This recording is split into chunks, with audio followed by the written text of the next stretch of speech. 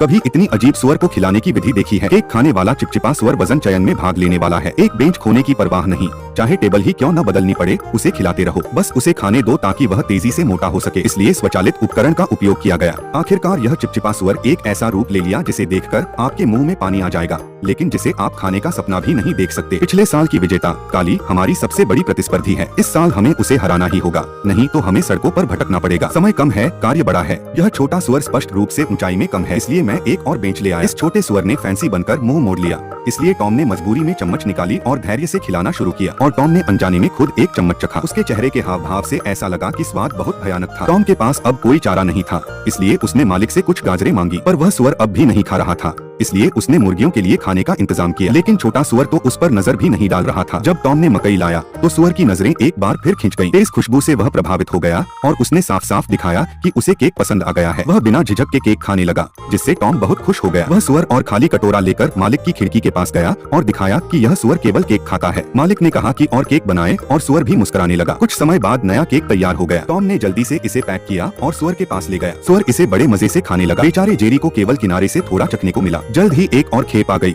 सुअर सचमुच बड़ा खाने वाला निकला। वह इतना खा चुका था कि बेंच भी उसके वजन से टूट गई। दिनों के साथ टॉम अब भी निस्वार्थ भाव से सुअर को खिलाता रहा। कुछ दिनों बाद सुअर अब खुद ही खा रहा था। 21 तारीख को सुअर के पालन पोषण का कार्य पूरा हुआ और टॉम की मेहनत को सराहा गया। अंततः प्रतियोगिता का दिन आ गया। टॉम चाहता था कि सुअर बाहर आए, लेकिन उसका वजन इतना बढ़ गया था कि वह उठ भी नहीं पा रहा था। मजबूर होकर टॉम ने उसे धकेला, लेकिन दरवाजे पर ही अटक गया। सौभाग्य से जेरी ने एक उपाय सुझाया, सीढ़ियों का इस्तेमाल किया जाए और लुब्रिकेंट लगाकर सुअर को बाहर निकाला जाए।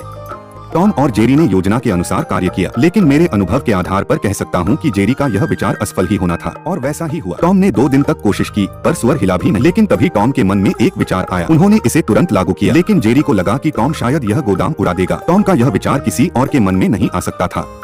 क्या आपके पास इससे बेहतर उपाय है? कृपया टिप्पणी करें। सारी तैयारी के बाद टॉम ने वाल्व दबाया, लेकिन कुछ गड़बड़ हो गई।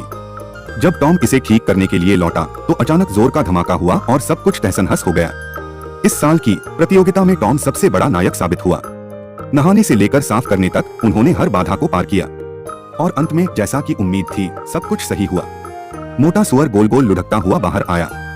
जेरी दब गया और एक चिप्स जैसा हो गया। टॉम उसके पीछे भागा।